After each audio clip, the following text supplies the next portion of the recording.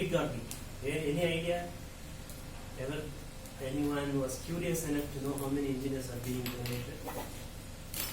3 lakhs, around 3 lakhs.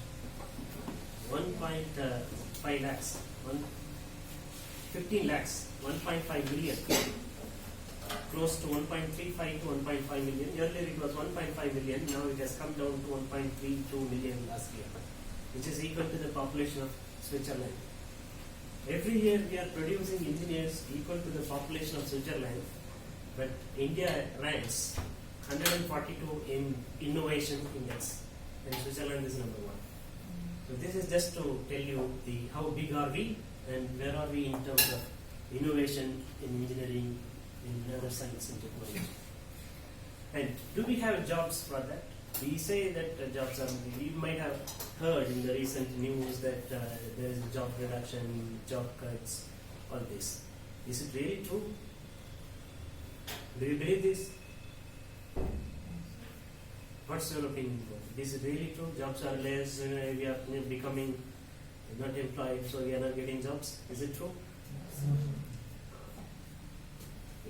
It's not true, because as long as the population increases, the need becomes more and more.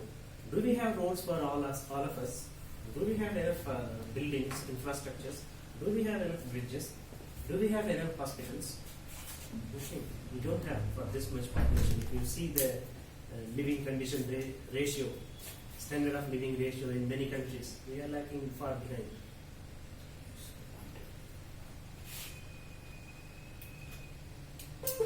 Which means jobs are there, but where are the jobs?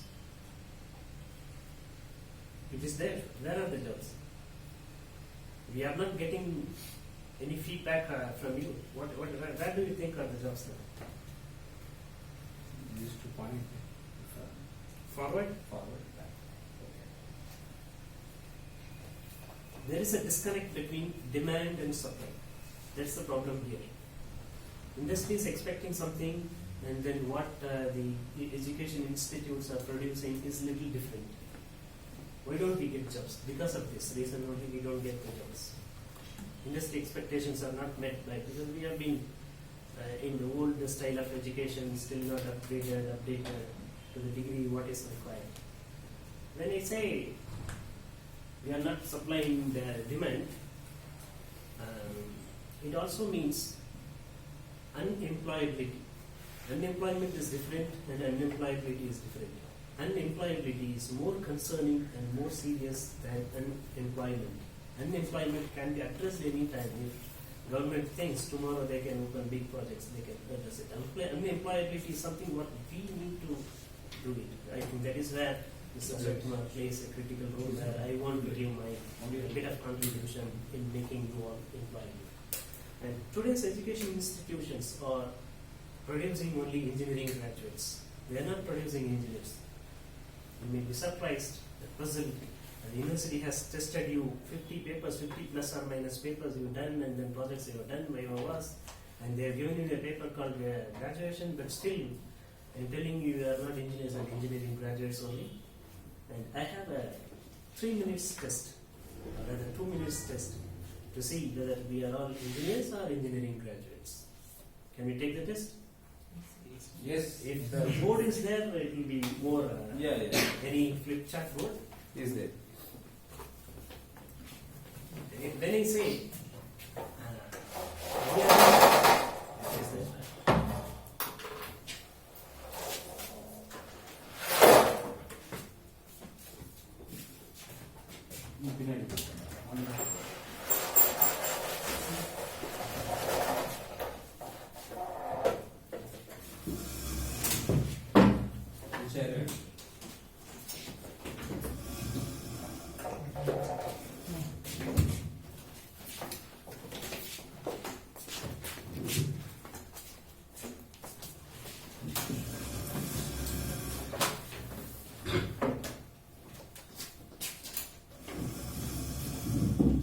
when did you complete your engineering?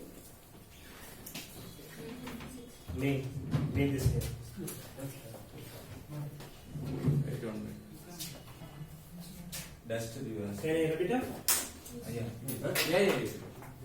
Give me. No problem.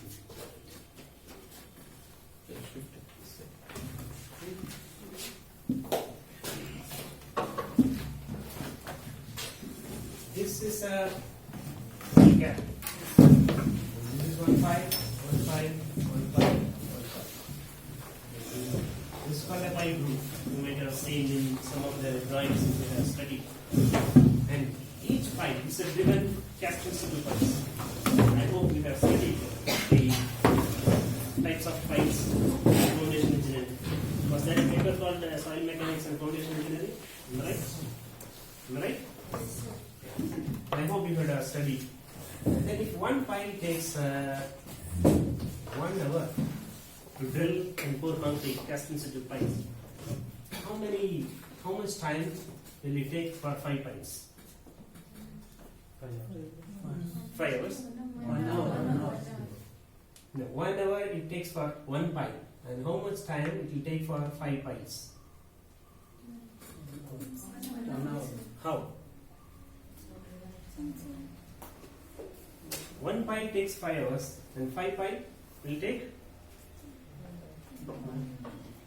5 You cannot drill all the pipes at the same time. First you have to do this, and then you have to do this, and then you have to do this, and then you have to do this, and finally you have to do this. So, 5 hours, right? How many say 5 hours? How many say more than 5 hours? More than 5 hours. How? It takes time to shifting from one pile to For fixing. No, pile drying time only I am asking. another drain. So you have still not got the point. That is why I am telling you we are still engineers only. Because many people, I asked this question to other engineering graduates, they all answered 5 hours for 5 piles, which is wrong. That is why I tell you, you are engineering graduates.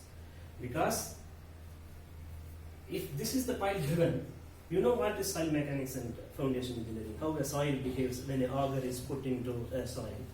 When an auger is put into the soil for drilling, and this is the ground, what it does actually, when the auger is put, you see the soil coming out while drilling.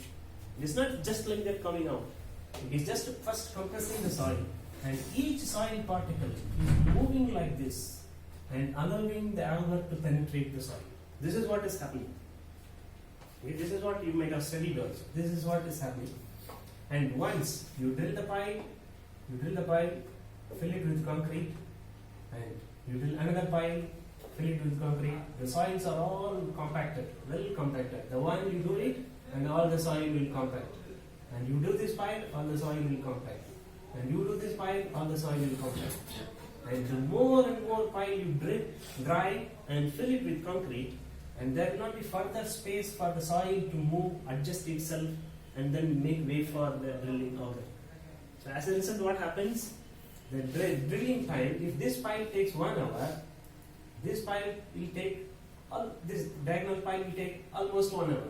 And this pipe will take more than 1 hour. This pipe will take more than 1 hour. This pipe may take as long as 2 hours. Because the soil gets compressed more and more, and there is no further space for the soil. Soil gets hardened. This is one way of improving the bearing capacity of soil also. So this drilling time is almost 2 hours, not 1 hour. This none of us thought about it, because you know this, you know all this, you know how the pile is driven, you know how the concrete is poured, and how the soil behaves under pressure. Uncompressed UCC, you might have heard of it. Pile soil, sea soil. What is this? Pile. What is this called in soil mechanics? Diameter? Sorry, in general it is diameter. In mathematics it is diameter. In structural engineering it is diameter. In soil mechanics it is angle of repose of soil. Right? Sea soil and phi soil. Clay soils where cohesiveness index is more, 1, and then phi soil, the angle of repose of soil. You forgot or already got? Hope you remember all this. So this is why I am telling you, you are not engineers, because you have not applied what you already know, what you are supposed to apply. Got it?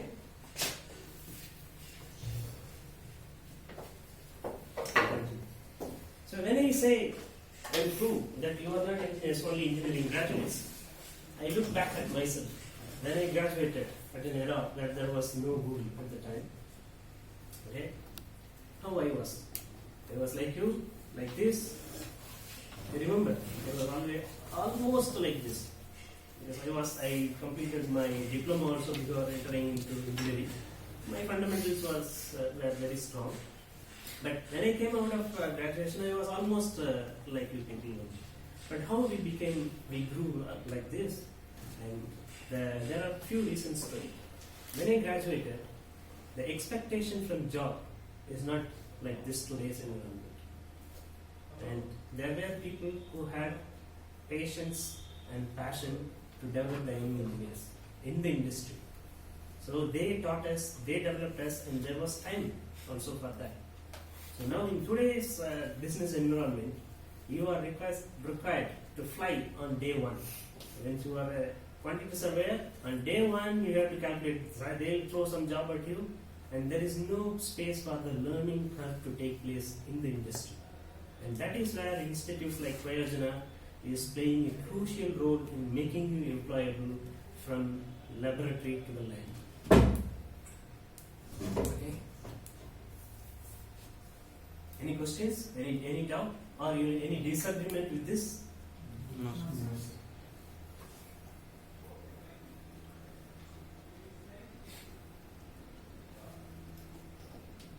So when I say employability,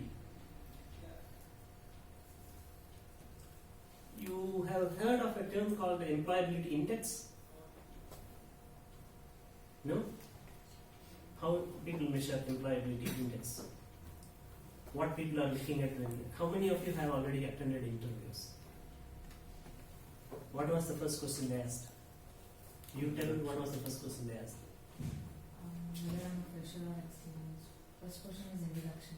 Okay. During academics, what you have done. Whether I'm a fresher or experienced. So this, see, when they know that they are freshers, they cannot ask you any field-related question and situation-based questions because they are not exposed to them.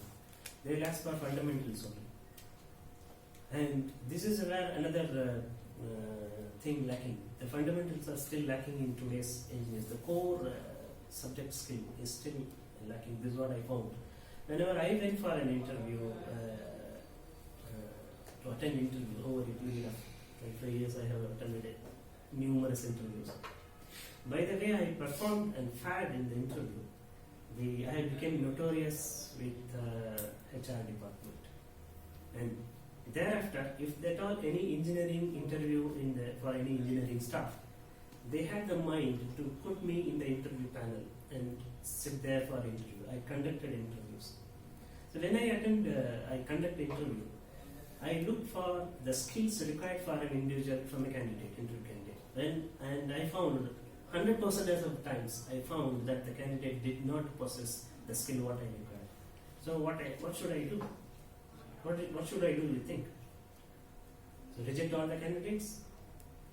We have to take somebody out of the panel. And if I say that none of the candidate is okay, then there is something wrong in the total system. So when the candidate did not possess the skills what I knew, what I required, next I look for the quality of the person.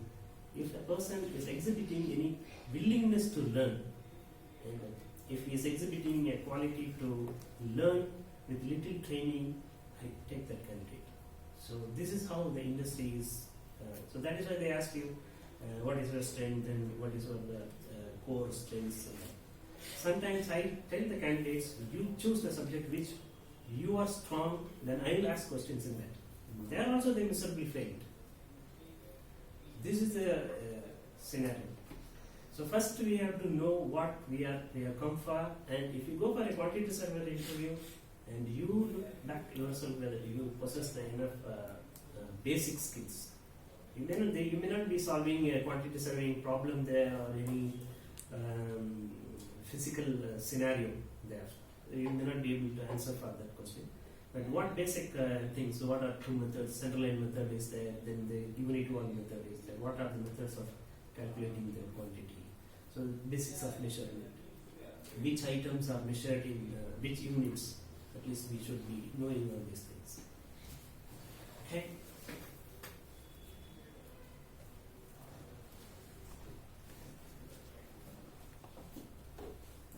So next, when we get graduated, you may be wondering which direction to go. There are different avenues and opportunities. I was talking about avenues and opportunities.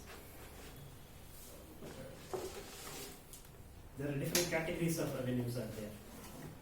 First, I will tell you to go with on-site construction. Why I am giving this as the first avenue and opportunity? This is the place where you get the feel of what you studied. You get to see what you actually studied and then try to establish a relationship between theory and practice. That is why this becomes the first option for everyone. And I suggest a growing civil engineer should not miss an opportunity to have a feel of site. At least 1 or 2 years you should slog in site with sand and cement. So if you have the tendency to, we'll see the many options available and who and all should take each kind of opportunity. Certain jobs, certain people will not like it and will not be suitable. You know that you will not be suitable for certain things, you will not like for certain things. And quantity survey is one of them because it involves a lot of calculations. One who is not comfortable with numbers should not take quantity survey. You cannot fare very excellent in that. If you know that this is not your strength, you should not play that role. First, you should know how to identify your strength and weaknesses. What is your strength? What is your strength? Third. What is your strength? Not identified yet. Sit back, think what you are good at. How to identify a strength? Any idea? Confidence. Confidence comes with practice also. What you are expert in. Expert also comes with practice. How to identify a strength? What makes you comfortable doing and what makes you happy doing? If you are happy with doing something, that is your strength. Work, I'm talking about work. And if you say that I'm happy listening to music or watching movie, that is not your strength. I'm talking about your strength and weakness of your areas of skill. So what makes you feel happy while doing is your strength. What makes you comfortable doing it is also your strength. And you have to play on your strength only. Your weakness will continue to be your weakness forever. Forever. Because everyone is born with certain qualities and talents, strengths and weaknesses. No one is born with all strength or all weakness. That is impossible. Which means you have not identified your strength or weakness areas in your own profession. First identify your strength and we have to see out of all these opportunities which direction to go with. That is this particular site, on-site construction, irrespective of any strength or weakness, you have to get into this. Otherwise, you will never have the feel of what happens at site. You may be structural engineer with M.Tech degree, but still, if you don't know this, what is happening at site, you will not be able to fare very good. I came across a pile design. I am from the client side, so I came across a pile design. In India, it happened. Pile, depth of pile is, if the guy has written 8,573.15 mm. It is a depth of pile. We have to drill using an auger bit, and that way this happened in Uttarakhand and Govind Vallabh G.P. Pant University is a very big university in that North India. It's one of the well-renowned universities. An M.Tech graduate has done it. He is not an M.Tech engineer, he is an M.Tech graduate. He has done 8,783.15 millimeter he has given as the depth of pile. Is it possible to maintain, to measure at a depth of 8.5 meter, 8.3 meters? To this accuracy, can we measure this? We cannot. In the pipe design, Even if it is coming at 8,300, we round it off 8,500 or 8,900, 8.5 meter or 9 meter we do. Because even the auger goes deep and then when you measure it, the sludge retained at the bottommost pile pit will be at least 15 centimeter. So we have to make for some allowance in that, and then little higher value we have to give. Why he has not done it? Because he has not seen how the pile foundation is driven. He thought pile foundation means you can take a tape and measure it like this. So he didn't have the feel, even after doing M.Tech in structural engineering, he didn't have the feel about how the pile foundation is done at site. We always say if it is 8,000, this is the numerical calculation, the computer will give it. So we are not here to say whatever his computer is giving. In today's SAP programs or STAT programs you are acquainted already? Anything about STAT engineering you have done? STAT courses? No, sir. In your syllabus STAT was there? Yes, sir. STAT package. STAT 3 was there? STAT 3 plus? Start pro. STAT Pro. Okay. So when I STAT 3 plus I learned and I have been using it also. STAT Pro now using. When I started the career, the software was not developed. The research engineers is a company who is developed. They have not developed the software to such an extent to automatically group the reinforcement. It will give from the reinforcement table, it will pick the nearest area and say that 48 numbers of 12 mm diameter. Because minimum diameter in a column is 12 mm, because we enter in that package the input.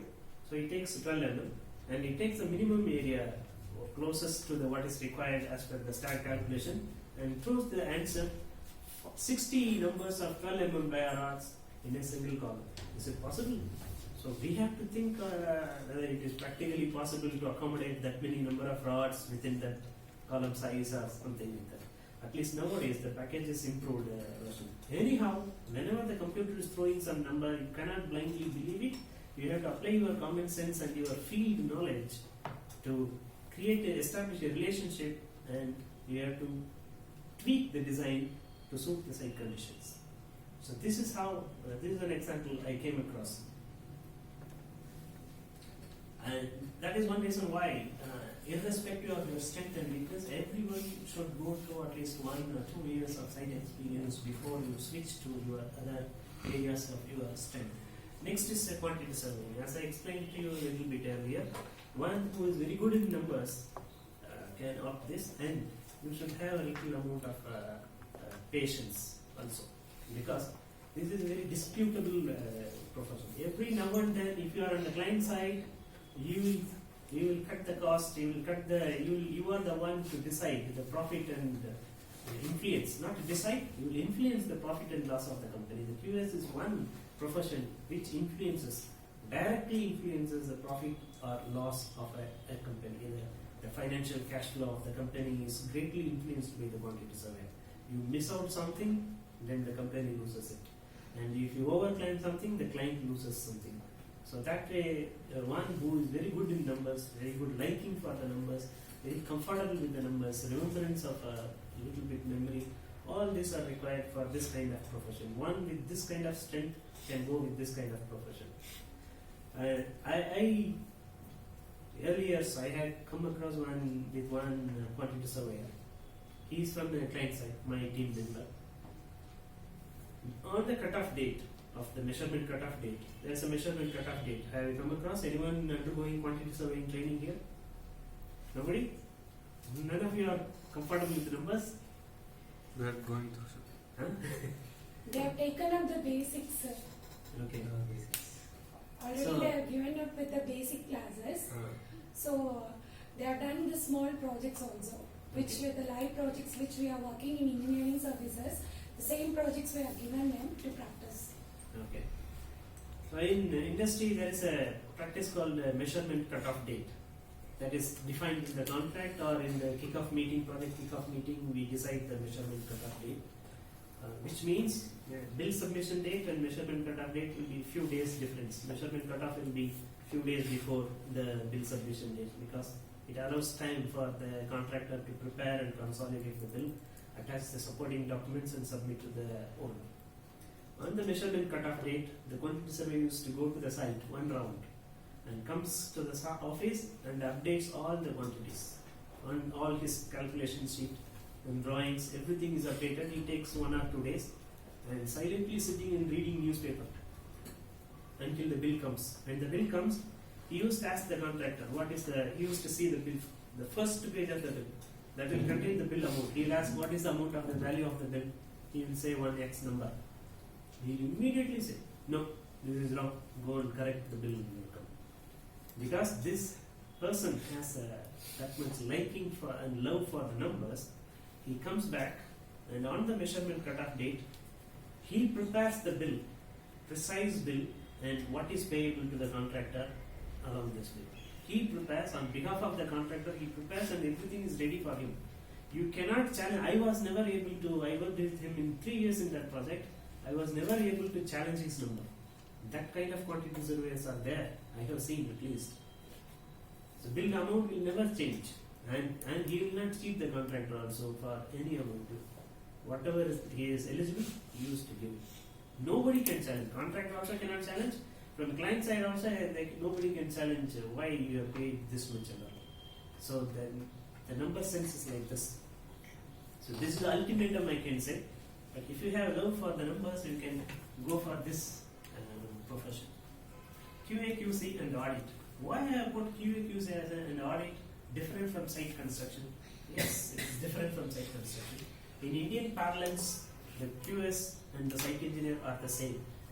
QA, QC is what? Quality assurance and quality control. How the assurance and control can be done by a person who is already doing the work. When you do the work, someone has to check it. You do the work and you check it, and it is a conflict of interest. The Indian engineering construction industry is not mature enough to differentiate between field execution and QA, QC and audit. The construction industry is not mature. It may be surprising to you, but it is a fact. And when I worked in Singapore, I worked in Saudi Arabia also. So from this experience, I'm telling you, construction industry is still not mature, still growing. Now only it is changing, adopting.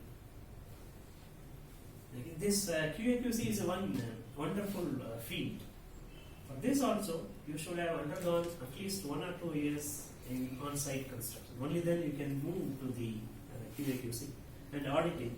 There are the latest trend for all contractors is to go for ISO certification, TUV certification. There are many other construction certifications out there.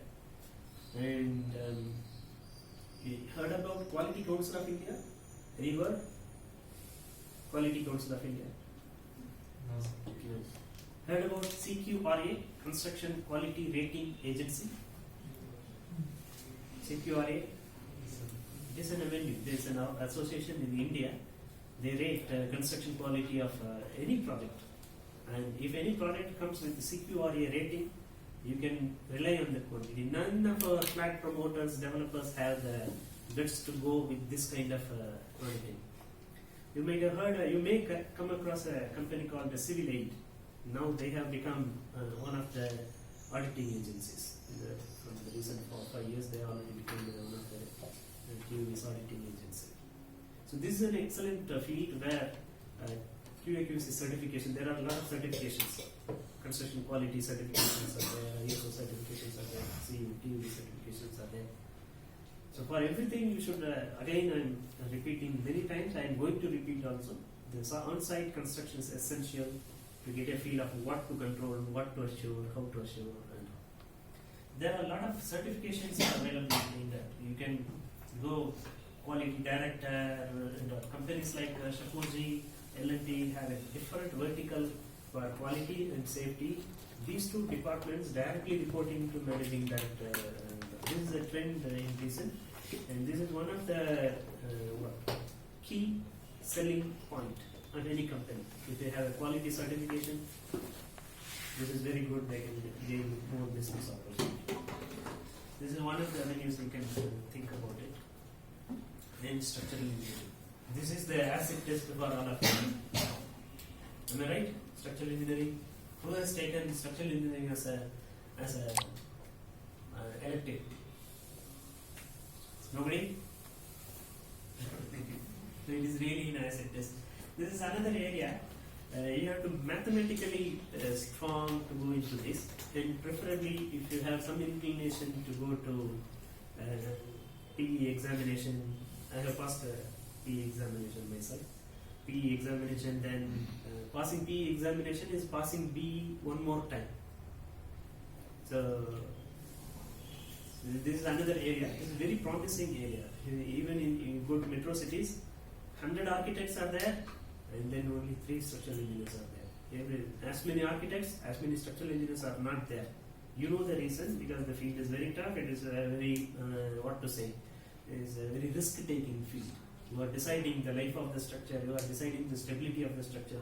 Is playing with the lives of many people. Is playing with a lot of money.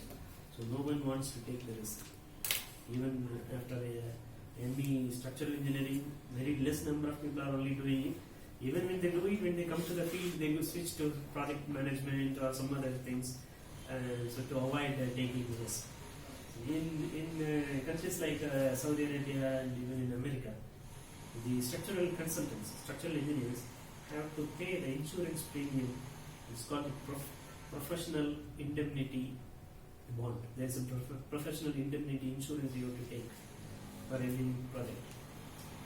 Every project you have to take, or you can take a global professional indemnity insurance, and you have to give a copy of that in your structural design. So you take risk, and someone, an insuring agency also give you. The more you make any mistake, and the insuring agency will increase your insurance amount. Insurance premium we call it. The premium amount will increase the more mistakes you make, or the bigger projects you take, then the premium amount will insure. All these things today is not there in the Indian industry, but it is slowly changing. As I told you, every day the construction industry is developing. Contract models are developing. Earlier there was only one contract model. It was only item rate contract. Contract will, the architect will throw some drawing foundation, and then you start excavating, giving some rate for all item rate. And we don't know what is the final contract number or final amount of the project. So as and when the architect releases drawing, the executing is done, and the unit rate is operated. So until the last bill, you will not know what is the project amount. Now this concept is changing to lump sum turnkey contract. You fix the amount, and whatever quantity risk is taken by the contractor. It is the contract delivery model we call it. And earlier there was only one, and now as many as 27 types of contract delivery models are there.